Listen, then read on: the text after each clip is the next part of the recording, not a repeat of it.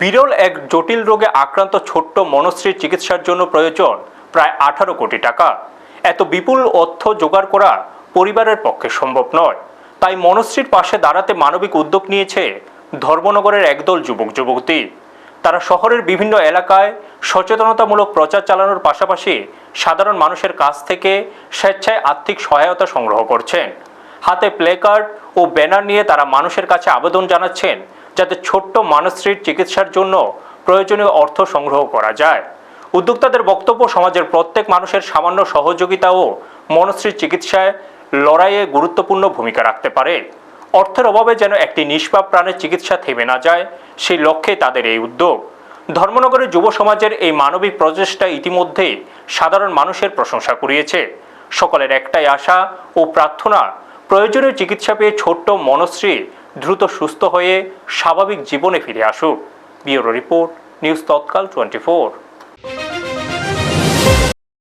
এইরকম করে আমরা বিভিন্ন সবাই মিলে আজকের মধ্যে আমরা অর্গানাইজেশন জাস্ট আজকে কিছুক্ষণের মধ্যে আমরা সেটা চিন্তাধারা নিয়েছি।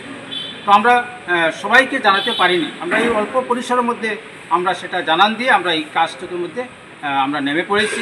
আমরা আশা রাখি এখানে গোপালজি সেবাধাম থেকে আমরা এখান থেকে এই মানসিকতা নিয়ে বেরোচ্ছি যে সবার সহযোগিতা পাবো এবং মেয়েটা যাতে সুন্দর এবং সুস্থ হয়ে এই পৃথিবীতে যাতে থাকতে পারে। সবার সাহায্য সহযোগিতা এবং সবার শুভ প্রয়াস আমরা কামনা করছি এবং ভারতবর্ষের প্রতিটি সভ্য নাগরিকবৃন্দ এখানে এগিয়ে এসে একটা শিশুকে জীবনদান করবে, এই প্রয়াস এবং এই চিন্তাধারাকে সামনে রেখেই আমরা এই কর্মসূচি নিয়েছি।